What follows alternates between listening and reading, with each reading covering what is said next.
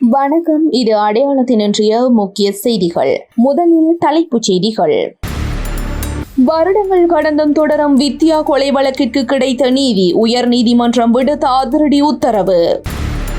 தீர்ப்புக்கு முன்னர் ஜனாதிபதி வெளியிட்ட கருத்து. திரைசேரி அதிகாரியின் மரணத்தில் போலி அறிக்கை சர்ச்சையை கிளப்பிய உதய கம்மன்பில. வயது வேறுபாடின்றி யாழில் தொடங்கவுள்ள ஜெஃப்னா ரன்னர்ஸ் ஓட்ட நிகழ்வு. கலந்து கொள்பவர்களுக்கு காத்திருக்கும் பரிசு பொருட்கள். ஆரோக்கியத்தை பேண எடுக்கப்பட்டுள்ள முக்கிய நடவடிக்கை. தமிழக முதல்வர் விஜய் இலங்கை வருவார். ஈழத்தமிழர்களின் அரசியல் அபிலாசை. முக்கிய தரப்பினர்களிடமிருந்து இந்தியா பறந்த கடிதம்.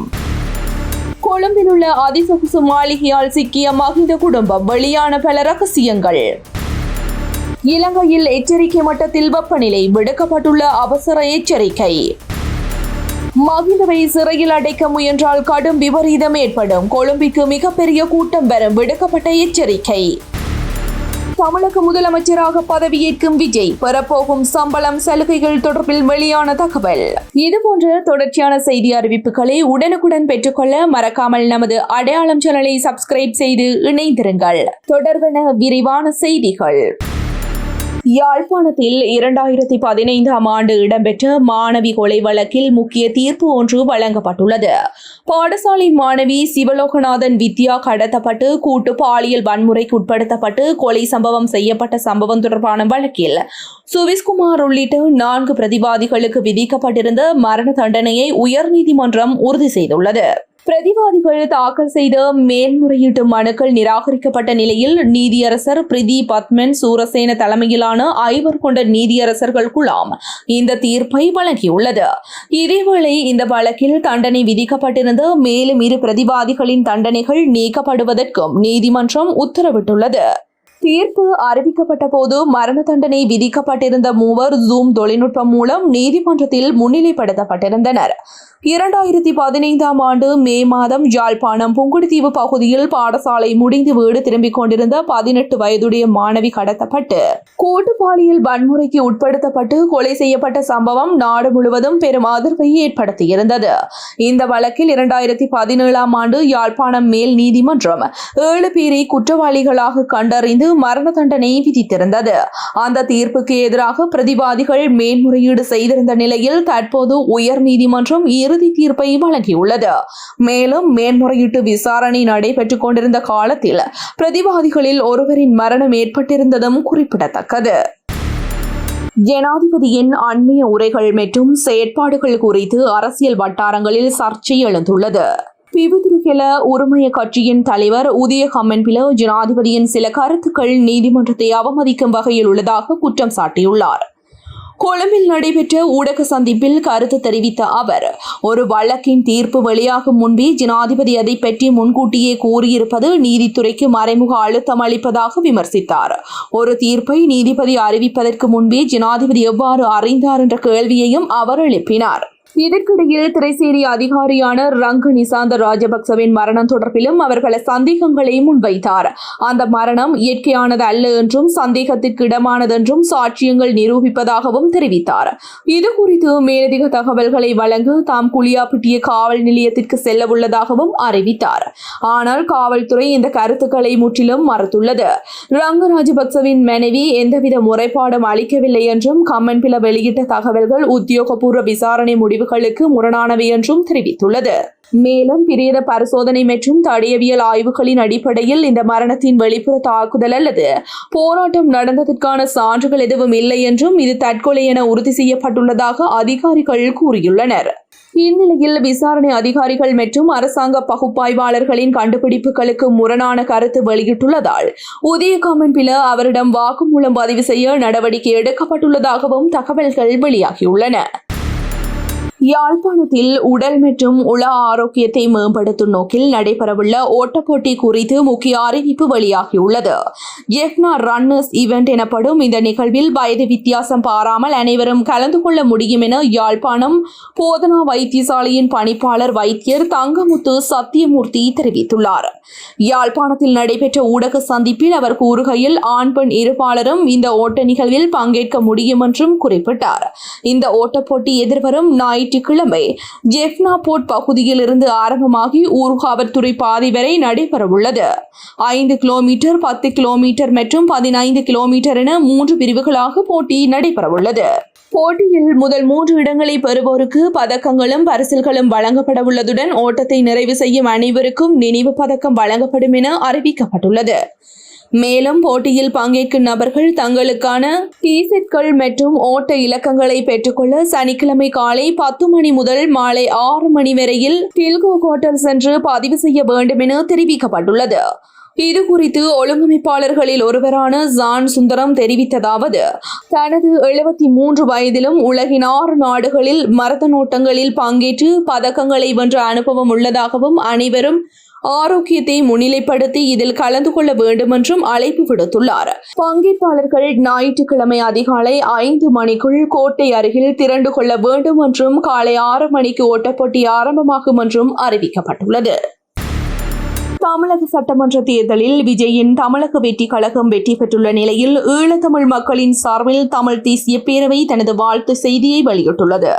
தமிழகத்தின் அரசியல் வரலாற்றில் புதிய சாதனையை உருவாக்கி மக்களின் பெரும் ஆதரவுடன் முதலமைச்சர் பதவியை ஏற்க உள்ள உங்களுக்கு ஈழத்தமிழர்கள் சார்பில் எங்கள் மனமார்ந்த வாழ்த்துக்கள் என அந்த அறிக்கையில் தெரிவிக்கப்பட்டுள்ளது. தமிழ் தேசிய பேரவை வெளியிட்டுள்ள விசேட அறிக்கையில் கடந்த காலங்களில் தமிழ்நாட்டு மக்களும் தலைவர்களும் ஈழத் தமிழர்களின் உரிமை போராட்டத்திற்கு உறுதியான ஆதரவாக இருந்து வந்ததை நினைவு கூறப்பட்டுள்ளது. மேலும் ஈழ விடுதலை போராட்டத்தை வழிநடத்திய தேசிய தலைவர் மேதகு வே. பிரபாகரன் மற்றும் எமது மக்களிடம் அவர்கள் காட்டிய அன்பும் ஆதரவும் எமது வரலாற்றில் என்றும் நிலைத்திருக்கும் முக்கியமான பகுதியாகும் என்றும் குறிப்பிடப்பட்டுள்ளது. அந்த காலத்தில் எமது மக்களின் துயரங்களை துடைக்க தமிழ்நாடு எவ்வாறு துணை நின்றதோ அதே போன்று இன்றும் உறுதியான ஆதரவை வழங்குவீர்கள் என நம்பிக்கை வெளியிடப்பட்டுள்ளது. இலங்கையில் ஈழத்தமிழர்கள் தங்களது அரசியல் உரிமைகள், பாதுகாப்பு மற்றும் தமிழ் தேச அங்கீகாரம் ஆகியவற்றிற்காக நீண்ட காலமாக போராடி வருவதாகவும் முள்ளிவாய்க்கால் பேரவலத்திற்கு பின்னரும் அவர்களின் அரசியல் எதிர்பார்ப்புகள் இன்னும் நிறைவேறாத நிலையில் உள்ளதாகவும் அந்த அறிக்கையில் சுட்டிக்காட்டப்பட்டுள்ளது. தமிழ்நாட்டில் ஏற்பட்டுள்ள இந்த அரசியல் மாற்றம் எமது உரிமை போராட்டத்திற்கு புதிய வலுவாக அமையும் என்ற எதிர்பார்ப்பும் வெளியிடப்பட்டுள்ளது. அத்துடன் ஈழத்தமிழர்களின் அரசியல் தீர்வு தொடர்பில் கவனம் செலுத்தி சர்வதேச அரங்கிலும் இந்திய மத்திய அரசாங்கத்திடமும் எமது குரலாக நீங்கள் செயல்பட வேண்டும் என அன்புடன் கூறப்பட்டுள்ளது. தொப்புள் கொடி உறவுகள் என்ற உணர்வோடு எமது தாயகத்தின் விடியலுக்காக உங்கள் ஆதரவு கிடைக்கும் என்று பெரும் நம்பிக்கையுடன் உங்கள் பணி வெற்றியடைய எங்கள் மனமார்ந்த வாழ்த்துக்கள் என அந்த அறிக்கை நிறைவடைகிறது. இது இப்படி இருக்க தமிழகத்தில் தமிழக வெற்றி கழகத்தின் தலைமையில் புதிய அரசு அமைந்துள்ள நிலையில் அந்த ஆட்சியின் கீழ் நடிகர் விஜய் இலங்கை வருவார் என எதிர்பார்ப்பதாக இலங்கை தொழிலாளர் காங்கிரசின் பொதுச் செயலாளர் ஜீவன் தொண்டமான் தெரிவித்துள்ளார். நேற்று நாடாளுமன்றத்தில் நடைபெற்ற விவாதத்தில் கலந்து கொண்டு உரையாற்றிய அவர், இந்த புதிய அரசியல் மாற்றம் மூலம் இலங்கை மற்றும் தமிழகத்துக்கு இடையிலான உறவுகள் வலுப்பெறும் என நம்பிக்கை வெளியிட்டார். குறிப்பாக கடற்றொழிலாளர்கள் எதிர்நோக்கும் பிரச்சினைகள் உள்ளிட்ட பல விடயங்களுக்கு இந்த புதிய உறவின் மூலம் தீர்வுகளை காண முடியும் என்றும் அவர் சுட்டிக்காட்டியுள்ளார். இதுவரை நடிகராக அறியப்பட்ட விஜயை மக்கள் தற்போது அரசியல் தலைவராக தேர்ந்தெடுத்துள்ளார்கள் என்றும் மக்கள் வாக்குகளின் மூலம் தமிழகத்தில் ஒரு புதிய வரலாறு எழுதப்பட்டுள்ளதாகவும் அவர் குறிப்பிட்டார். தாம் அமைச்சராக இருந்த காலத்தில் பலமுறை தமிழ்நாட்டிற்கு சென்றுள்ளதாக கூறிய அவர், அங்கு கச்சதீவு பிரச்சினை முக்கியமான ஒன்றாக இல்லை என்றும் தெரிவித்தார். அதற்கு பதிலாக தமிழ்நாட்டில் முகாம்களில் வாழும் இலங்கை தமிழர்களின் பிரச்சினைகளும் கடற்தொழிலாளர்களின் பிரச்சினைகளுமே முக்கியத்துவம் பெறுகின்றன என்றும் அவர் கூறினார். இந்நிலையில் தமிழக வெற்றி கழகத்தின் புதிய ஆட்சியின் கீழ் விஜய் இலங்கை வருவார் என நம்புகின்றோம் என்றும் அந்த புதிய உறவின் மூலம் மேற்கண்ட பிரச்சினைகளுக்கு தீர்வுகளை காண முடியும் எனவும் ஜீவன் தொண்டமான் மேலும் தெரிவித்துள்ளார். கொழும்பு டொரிங்டன் மாவட்டத்தில் அமைந்துள்ள 40 கோடி ரூபாய்க்கு மேற்பட்ட பெறுமதியுடைய சொகுசு மாளிகை தொடர்பில் லஞ்ச ஊழல் ஒழிப்பு ஆணைக்குழு விரிவான விசாரணைகளை ஆரம்பித்துள்ளது. இந்த சொத்து முன்னர் ஜோசித ராஜபக்சவுடன் தொடர்புடையதாக கூறப்பட்ட CSN தொலைக்காட்சி சேவையின் தலைமையகமாக பயன்படுத்தப்பட்டதாகவும் தகவல்கள் தெரிவிக்கின்றன. சுமார் ஒரு தசாப்தத்திற்கு முன்பு மேரி லோட்ஸ் விக்ரமசிங்க என்ற பெயரில் இந்த காணி வாங்கப்பட்டதாக பதிவுகள் காட்டுகின்றன. அது சிறந்து ராஜபக்ச அவர்களின் பிறப்பு சான்றிதழில் காணப்படும் பெயருடன் தொடர்புடையதாக விசாரணைகளில் தெரியவந்துள்ளது. மேலும் 2001ஆம் ஆண்டு அப்போதைய எதிர்க்கட்சி தலைவராக இருந்த மஹிந்த ராஜபக்ச அவர்களுக்கு அப்போதைய பிரதமர் ரணில் விக்ரமசிங்க வாடகை அடிப்படையில் வழங்கியதாக கூறப்படும் இந்த வீடு பின்னர் முழுமையாக ராஜபக்ச குடும்பத்தின் கட்டுப்பாட்டிற்கு சென்றுள்ளதாகவும் கூறப்படுகிறது. இருப்பினும் சுமார் 40 கோடி ரூபாய் மதிப்புள்ள இந்த சொத்து வெறும் 3.5 கோடி ரூபாய்க்கு மட்டுமே கொள்வனவு செய்யப்பட்டதாக பதிவுகள் இருப்பது சந்தேகங்களை எழுப்பியுள்ளது. இந்த அளவிலான தொகை எவ்வாறு கிடைத்தது என்ற கேள்விக்கு இதுவரை தெளிவான விளக்கம் வழங்கப்படவில்லை எனவும் அந்த சொத்திற்கான உறுதிப்பத்திரத்தை தயாரித்தவரும் தனது முன்னிலையில் பணப்பரிமாற்றம் இடம்பெறவில்லை என உறுதிப்படுத்தியுள்ளதாகவும் தெரிவிக்கப்பட்டுள்ளது. மேலும் தொழிலதிபர் பிரபாத் நாணயக்கார மூலம் இந்த சொத்து வாங்கப்பட்டு பின்னர் ஒப்படைக்கப்பட்டதாக விளக்கம் வழங்கப்பட்டிருந்தாலும் அதற்கு பதிலாக அரசாங்கத்தின் பெரிய திட்டங்கள் வழங்கப்பட்டதா என்ற சந்தேகமும் எழுந்துள்ளது. இந்த விவகாரம் தொடர்பில் 2025ஆம் ஆண்டில் அறிமுகப்படுத்தப்பட்ட குற்ற செயல்களின் மூலம் ஈட்டப்பட்ட சொத்துக்கள் தொடர்பான சட்டம் பயன்படுத்தப்பட்டுள்ளதாகவும் குறிப்பிடப்படுகிறது. அந்த சட்டத்தின் கீழ் ஒருவர் வைத்திருக்கும் சொத்து அவரது சட்டப்பூர்வ வருமானத்தால் பெறப்படவில்லை என நிரூபிக்கப்பட்டால் அதை குற்ற செயல் மூலம் ஈட்டப்பட்ட சொத்தாக அறிவிக்க நீதிமன்றத்திற்கு அதிகாரம் உண்டு. அத்துடன் அந்த சொத்து சட்டப்பூர்வமான வருமானத்தில் பெற்றது என்பதை நிரூபிக்கும் பொறுப்பு தற்போது சந்தேக நபரிடமே இருப்பதாகவும் அதிகாரிகள் தெரிவித்துள்ளனர். இந்த சம்பவம் தொடர்பான விசாரணைகள் தொடர்ந்து நடைபெற்று வருகின்றன. காலை 10 மணி முதல் மாலை 4 மணி வரை நேரடி சூரிய ஒளியில் நீண்ட நேரம் இருப்பது புற்றுநோய் ஏற்படும் அபாயத்தை அதிகரிக்கக்கூடும் என சுகாதார அதிகாரிகள் எச்சரிக்கை விடுத்துள்ளனர். களுத்துறை பொது மருத்துவமனையின் புற்றுநோயியல் நிபுணர் வைத்தியர் ஹசந்தி ஜெயலத் இதனை தெரிவித்துள்ளார். இந்த அபாயத்தில் இருந்து பாதுகாப்பு பெற உடலை முழுமையாக மறைக்கும் ஆடைகளை அணிவது மிகவும் அவசியம் என்றும் அவர் வலியுறுத்தியுள்ளார். இதற்கிடையில் நாட்டில் நிலவும் வெப்பமான வானிலை தொடர்பாகவும் வளிமண்டலவியல் திணைக்களம் எச்சரிக்கை வெளியிட்டுள்ளது. அதன்படி ஜப்ரஹமுவ வடக்கு, வடமத்திய, வடமேற்கு மற்றும் கிழக்கு மாகாணங்களுடன் கொழும்பு, கம்பஹா, கம்பாந்தோட்டை மற்றும் மொனராகலை மாவட்டங்களின் சில பகுதிகளில் பகல் நேரங்களில் மனித உடல் உணரும் வெப்ப சுட்டன் எச்சரிக்கை மட்டத்தில் நீடிக்கக்கூடும் என தெரிவிக்கப்பட்டுள்ளது.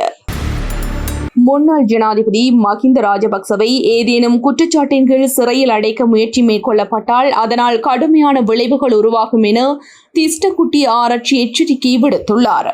மஹிந்த ராஜபக்சவுக்கு சொந்தமானதாக கூறப்படும் கொழும்பு டொரிங்டன் இல்லம் கொள்வனவு செய்யப்பட்ட விதம் தொடர்பாக எழுந்துள்ள சர்ச்சைகள் குறித்து ஊடகவியலாளர்கள் எழுப்பிய கேள்விகளுக்கு பதிலளிக்கும் போதே அவர் இந்த கருத்தை வெளியிட்டுள்ளார். இதன்போது அவர் மேலும் தெரிவிக்கையில், முன்னாள் ஜனாதிபதி மஹிந்த ராஜபக்ச இந்த நாட்டின் மதிப்புக்குரிய தலைவர்களில் ஒருவர் என்றும் நாட்டில் நீண்ட காலமாக நிலவிய யுத்த சூழலை முடிவுக்கு கொண்டு வந்து மக்களுக்கு அமைதியான வாழ்க்கையை உருவாக்கியவர் என்றும் குறிப்பிட்டார்.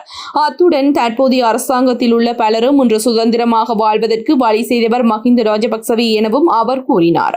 நாமல் ராஜபக்ச தேர்தலில் பெற்ற வாக்குகளை அடிப்படையாக கொண்டு மஹிந்த ராஜபக்சவுக்கு மக்களிடையே குறைந்த ஆதரவு உள்ளது என கருதுவது தவறான புரிதல் என்றும் அவர் சுட்டிக்காட்டினார். நாமல் ராஜபக்சவின் தேர்தல் முடிவும் மஹிந்த ராஜபக்சவுக்கான ஆதரவும் இரண்டும் வேறுபட்டவை என்றும் அவர் விளக்கமளித்தார். இதனிடையே முன்னாள் ஜனாதிபதி மீது எந்த ஒரு குற்றச்சாட்டையும் முன்வைத்து நடவடிக்கை எடுக்க அரசாங்கம் முயற்சி மேற்கொண்டால் லட்சக்கணக்கான மக்கள் கொழும்பில் திரண்டு எதிர்ப்பு தெரிவிப்பார்கள் என்று திஸ்ஸகுட்டி ஆராய்ச்சி எச்சரித்துள்ளார். தமிழக அரசியல் வரலாற்றில் முக்கிய திருப்பமாக நடிகரும் அரசியல்வாதியுமான விஜய் தலைமையிலான தவிக கூட்டணி தேர்தலில் வெற்றி பெற்றதை தொடர்ந்து அவர் இன்று தமிழக முதலமைச்சராக பதவியேற்க உள்ளதாக தகவல்கள் வெளியாகியுள்ளன. இதனை அடுத்து முதலமைச்சர் பதவிக்கான சம்பளம் மற்றும் சலுகைகள் தொடர்பான விவரங்கள் பொதுமக்கள் மத்தியில் அதிக கவனத்தை பெற்றுள்ளன. தேர்தல் பரப்புரைகளில் திரைத்துறையில் உச்சநிலையில் இருந்த போதும் அதை துறந்து மக்கள் சேவைக்காக அரசியலுக்கு வந்ததாக விஜய் தெரிவித்திருந்தார். வசதியான வாழ்க்கையை விட்டுவிட்டு மக்களுக்காக வந்துள்ளேன் என்ற அவரது கருத்துக்கள் பெரும் வரவேற்பை பெற்றிருந்தன. அவரது சொத்து விவரங்களில் ரூபாய் 404.58 கோடி மதிப்பிலான அசையும் சொத்துக்களும் ரூபாய் 115.13 கோடி மதிப்பிலான அசையா சொத்துக்களும் இருப்பதாகவும் மேலும் ரூபாய் 76 கோடி வரை கடனாக வழங்கியுள்ளதாகவும் குறிப்பிடப்பட்டுள்ளது. இதற்கிடையில் தமிழ்நாடு முதலமைச்சரின் மாத சம்பளம் சுமார் ரூபாய் 2.05 லட்சம் என 2024ஆம் ஆண்டு திருத்தப்பட்ட அரசாணையில் குறிப்பிடப்பட்டுள்ளது. இருப்பினும் இந்த ஊதியத்திற்கு அப்பாற்பட்டு பல்வேறு சலுகைகளும் வழங்கப்படுகின்றன.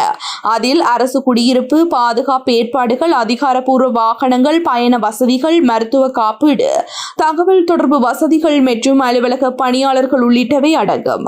மேலும் முதலமைச்சருக்கு உயர்தர பாதுகாப்பு ஏற்பாடுகள் வழங்கப்படுவதுடன் விமானம் மற்றும் ஹெலிகாப்டர் பயண செலவுகளும் அரசால் ஏற்கப்படுகின்றன. அரச பங்களா பராமரிப்பு, மின்சாரம் மற்றும் தண்ணீர் கட்டணங்களும் அரசே செலுத்தும் நடைமுறை தொடர்கிறது. மாநில நிர்வாகத்தின் முக்கிய பொறுப்பை வகிக்கும் முதலமைச்சருக்கான இந்த சலுகைகள் பதவியின் அதிகாரம் மற்றும் பொறுப்புகளின் அடிப்படையில் வழங்கப்பட்டதாக அதிகாரிகள் தெரிவிக்கின்றனர். இவ்வாறு குறைந்த மாத சம்பளம் இருந்தாலும் முதலமைச்சர் பதவிக்கு இணையாக விரிவான பாதுகாப்பு மற்றும் நிர்வாக சலுகைகள் வழங்கப்படுவது குறிப்பிடத்தக்கதாகும். இன்றைய செய்தி தொடர்பான உங்களுடைய கருத்துக்களை மறக்காமல் கமெண்டில் பதிவிடுங்கள். மேலும் இதுபோன்ற செய்தி அறிவிப்புகளை உடனுக்குடன் பெற்றுக்கொள்ள மறக்காமல் அடையாளம் சேனலை சப்ஸ்கிரைப் செய்து இணைந்திருங்கள்.